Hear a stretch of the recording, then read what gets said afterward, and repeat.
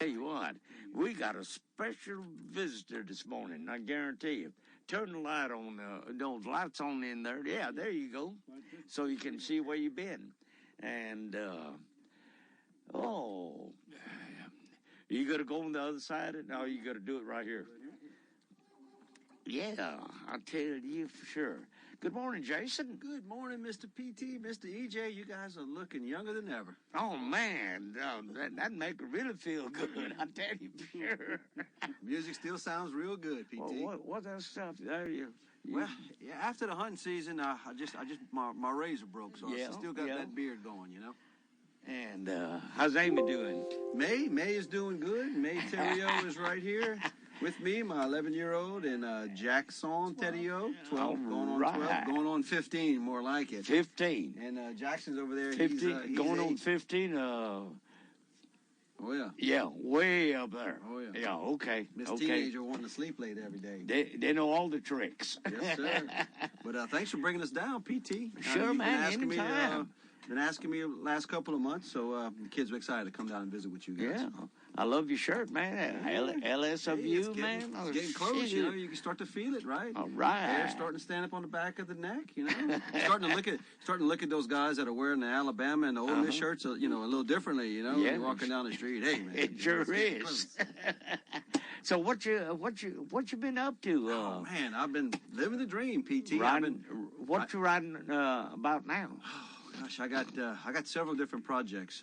I'm an independent historian, and so I have my own little business, and I write history books and family memoirs. So I've got a couple of 2 or 3 books going on right now, mostly companies that have multi-generational ownership. So, for example, I'm working on a book on the history of Cenac Towing Company, which is a big towing and barge company out of Houma, Louisiana, and working on a couple of family memoirs. Former Senator Fred Hoyt, he's in Abbeville, Louisiana, wants a little memoir for his grandkids, you know, so I'm doing a little bit of both of those things, little smaller memoir books, and then the big company books, you know, those take a couple of years to put together. Well, that's super, man. Yeah. That is super. And we got to have another special guest from where this morning? I'm going to tap into Mr. Warren Parent and see if he can give us a call in here in just a minute. Is he still in Appaloosa or Lafayette? He's in Abbeville. He's in Abbeville, and he's got a law practice there and in Lafayette. And, of course, Warren has been sort of the ambassador for Cajun culture for 30, 40 years now, and he runs the Acadian Museum. Well, we had him on the air here, what, about 3 years ago? We did, yeah. They put he and his wife edited a nice book called Acadian Then and Now, which was a collection of essays. And they just came out with a new book called Seeking an Acadian Nation, which is really cool. They found the diary of Senator Dudley LeBlanc's daughter. You kidding? And Dudley LeBlanc was the first guy to take a group of Cajuns and bring them up to Acadie, Nova Scotia, and visit with our cousins up there in the 1930s.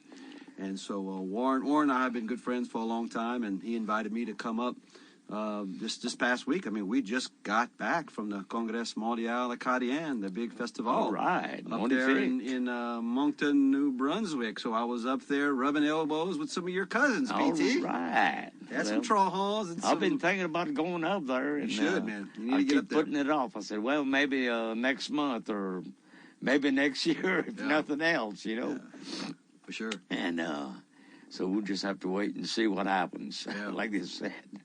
I'm supposed to go to Rhode Island next week. Oh, you got a couple of Acadian cousins there? No, good buddy of mine, Jerome Heinen, just moved up there. Okay. And everything. You had big crawfish up there, and then they have down here. And so he moved up there and everything. So. Yeah, well, if any of your listeners are ever interested and they want to go meet some of their cousins, that's the place to go. That's the place to go. It's like an alternative universe, similar to what you might find in downtown Eunice or in Youngsville or in places like New Iberia, Louisiana, or even Port Neches, Texas. I mean, there's Savoie's bread shop. There's the Trojan chiropractor. There's the Beausoleil a pet grooming store. They're just like us. in the communities up there in New Brunswick. And of course, you've got the monuments, and you've got places like Grand Pre, which is sacred ground where the Acadians were deported. Almost 300 I need years to ago. go up there. My great grandmother is buried at the front door of the church, of one of the churches up there. Oh yeah. We went to that church. Boy, that's a special place. And they got beautiful churches up there and everything. Yeah. So, looking forward to making it up there one day. Yeah. But Before PT, it's the music that keeps us going. Right? All right. Okay. And it's the music up there that connects all of us Cajuns and Acadians together, So I know you got some good stuff. All right. How about a little bit of the Pine Grove Blues one time? Ooh, love that. While we're thinking. Joel's only here to do it for you one time, I guarantee you.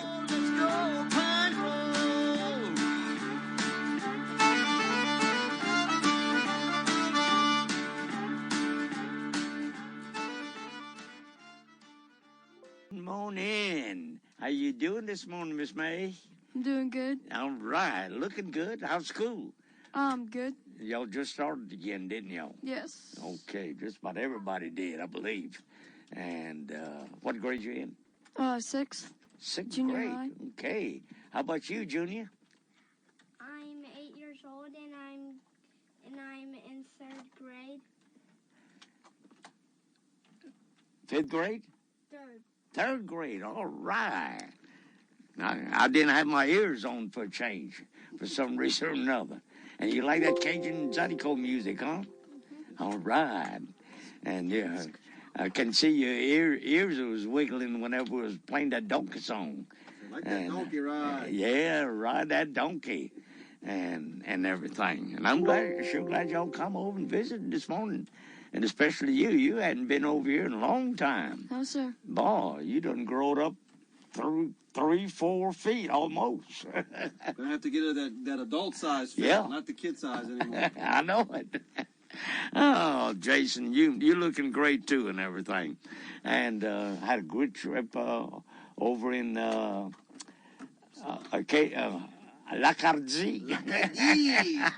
And we're going to have a special visitor be calling us from Cajun country here in just a little while ago and everything, and looking forward to that and everything. So I tell you what we're going to do. We're going to do something here by Wayne Toops and a little thing called Take My Hand, and I hope they enjoy it.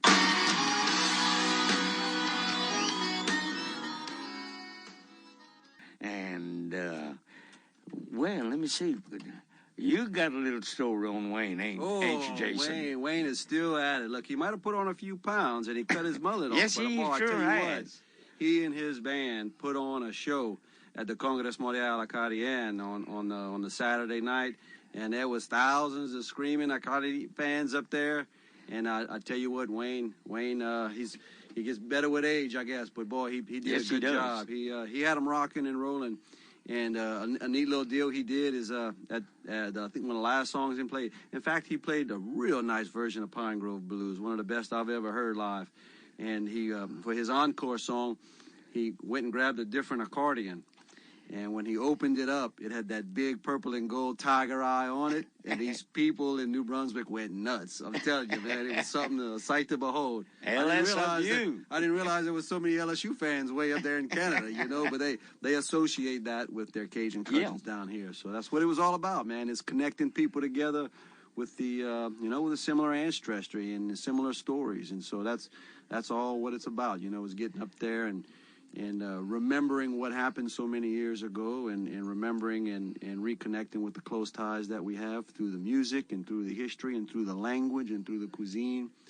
And what I had gone up there to do was to give talks on the French-speaking Cajun GIs of World War II, a book series that I had written almost 20 years ago, PT. And so I went up there and shared those stories with the folks up there. And in fact, my wife came with me, and she was a videographer, so she carried her little cell phone and took some videos. If anyone wants to check out some videos from the Congrès Mondial Acadien, you can go to my website. I just figured out how to put all this on the web, stepping into the 21st century there, PT. The site is jasontheriot.com, JASONTHERIOT.com, Jason the Riot.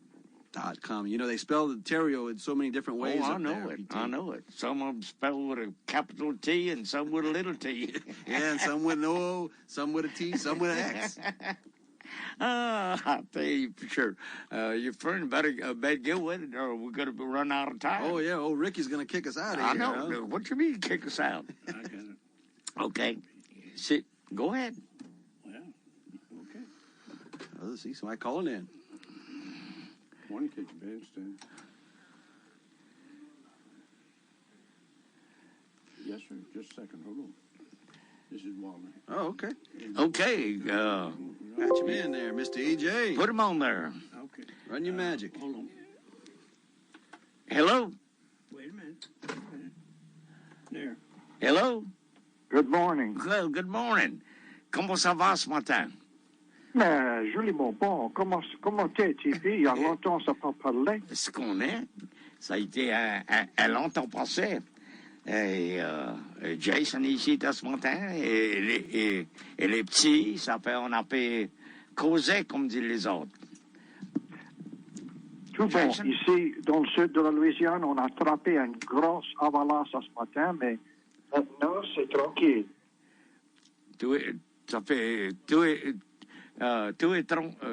Comment elle dit ça encore? On a eu une grande pluie, une avalanche. Oh, OK. Nous autres, on a eu un hier. On a eu proche deux pauses hier. Oh, mais c'est bon pour les jardins et le riz et tous les animaux. Yep, ça c'est magnifique, c'est 10%. On avait besoin d'appui parce qu'on a été proche 2 mois avec pas de pluie autour d'ici. Oui.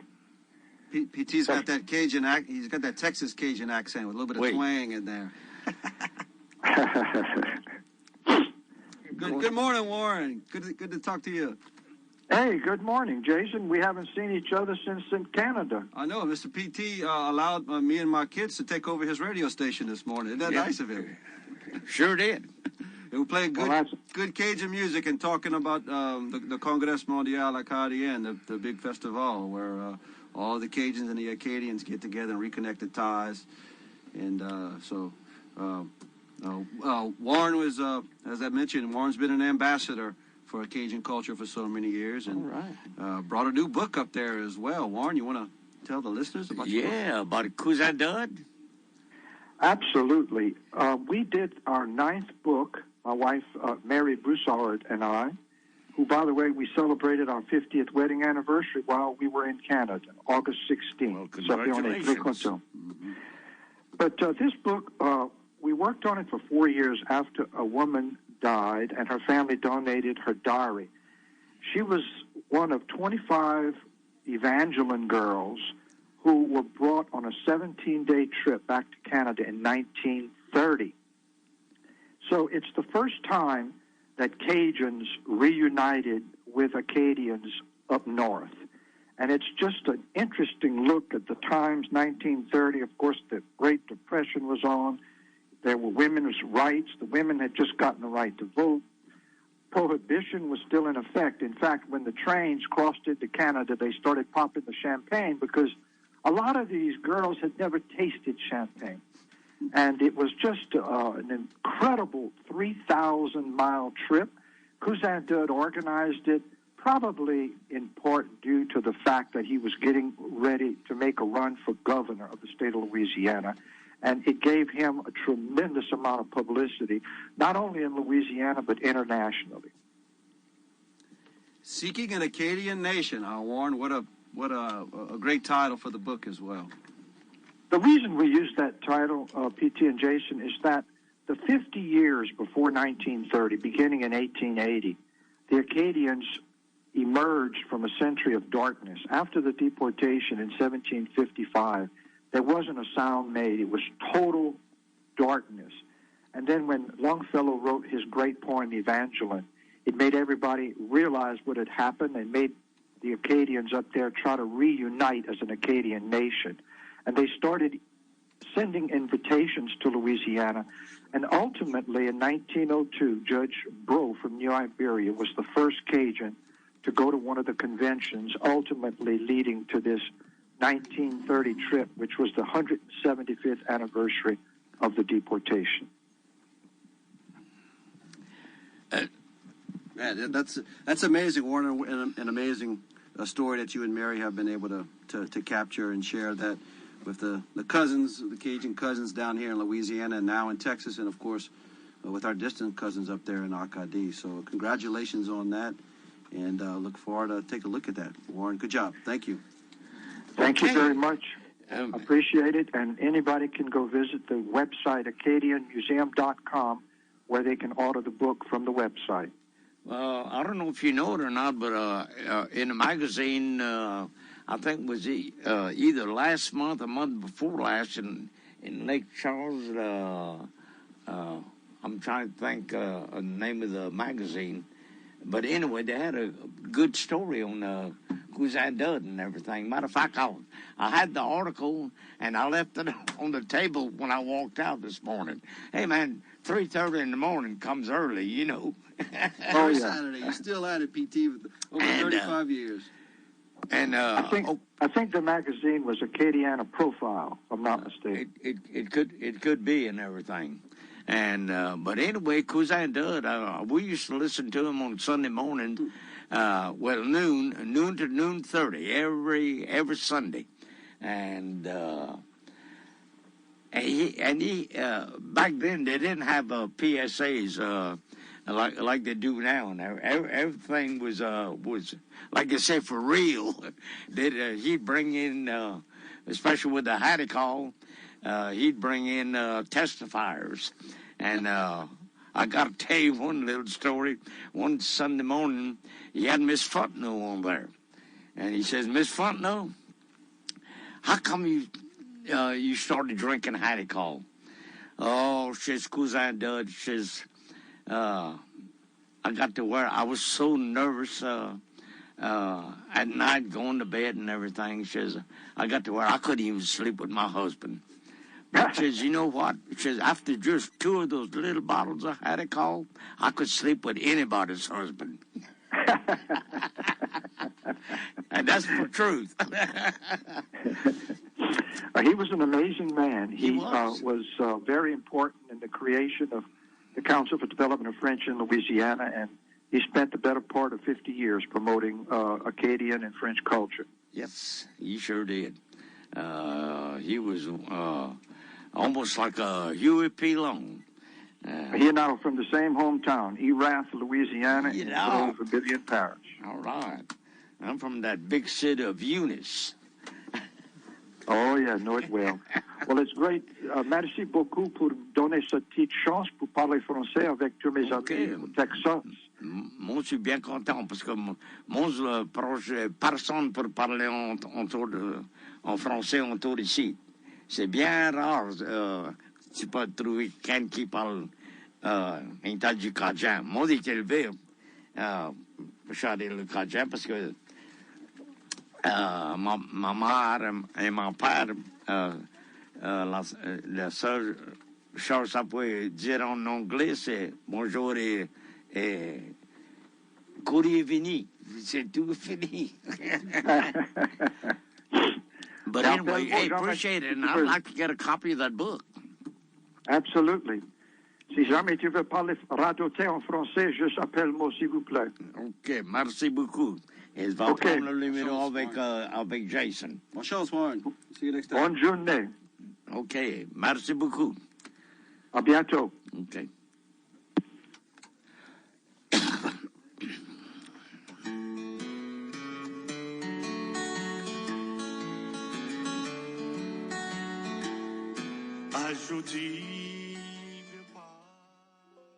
I'll tell you for sure, and we're going to have to get out of here and make room for Ricky and Lone Star Jukebox. Go ahead, Jason. Thank you, and thank you for coming in this morning, you and the youngins. Appreciate having the kids and I over here, man. PT, you're a superstar in the Cajun music world, man. Thanks for bringing the Cajun music to Where's the check? I'll take you to breakfast. How's that, buddy? Hey. Oh, But again, thanks, BT. Thanks for Appreciate playing the it. music for all these many years, man. We appreciate it. I appreciate it too, and I guarantee you.